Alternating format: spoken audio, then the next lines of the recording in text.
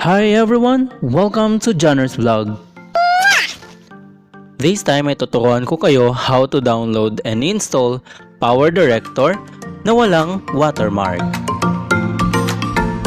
So habang pinanonood ninyo ito, pa-subscribe naman po sa ating YouTube channel, ang Johnner's Vlog!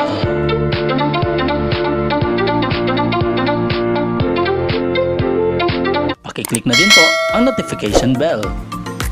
Steps on how to download and install Powerdirector. 1. Download and install AC Market app using Google Chrome. Tap Google Chrome. Search acmarket.net.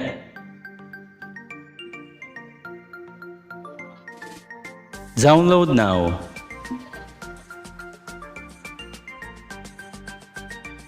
As you can see, nagda-download na po ang ating AC Market.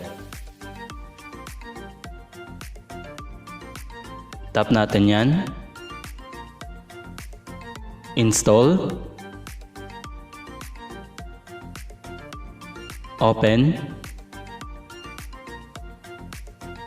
So ito na po ang ating AC Market application.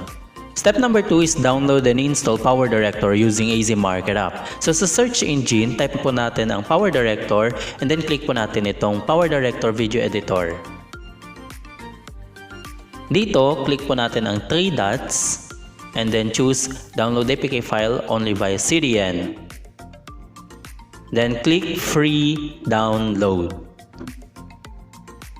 and click OK. So dito po tayo sa taas, yung may number 2. Ayan, click po natin yan.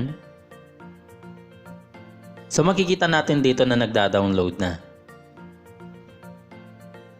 Okay, so once na ma-download, install. Ayan, so nag-install na, then open. Okay, so yan na po yung Powerdirector. So, click new project. Then, meron tayong pagpipiliin dito, 16 by 9 kapag landscape, 9 by 16 kapag portrait. So, piliin po natin ang landscape, which is yung 16 by 9. Okay, so dito, madadirect po tayo dito sa part na to.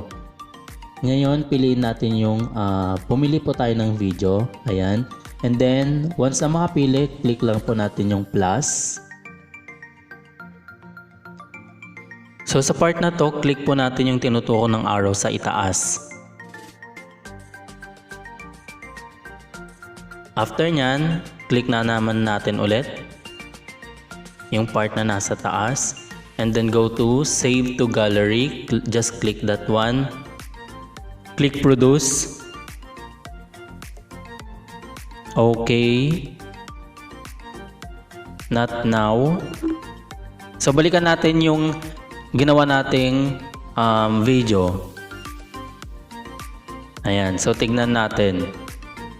Click Project. Click Play.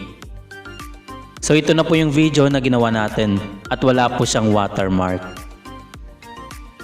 Kung mapapansin niyo sa screen, merong dalawang video na pareho at pareho nga itong ginawa sa Powerdirector. Yung isa ay may watermark, yung isa ay plain wala. So ibig sabihin, yung isang Powerdirector ay na-download siya sa pamamagitan ng Play Store, habang yung isa naman ay sa AC Market. So kung gagawa ka ng video at gusto mo na walang watermark, gamitin mo or i-download mo ang Powerdirector sa AC Market. So yun po ang process ng pag-download ng Powerdirector sa pamamagitan ng AC Market. So again, don't forget to subscribe sa ating YouTube channel, ang Johnner's Vlog. Plus, don't forget to click the notification bell then select all para lagi po kayong updated sa mga video na i-upload ko. So maraming salamat po. Keep safe always. Paalam!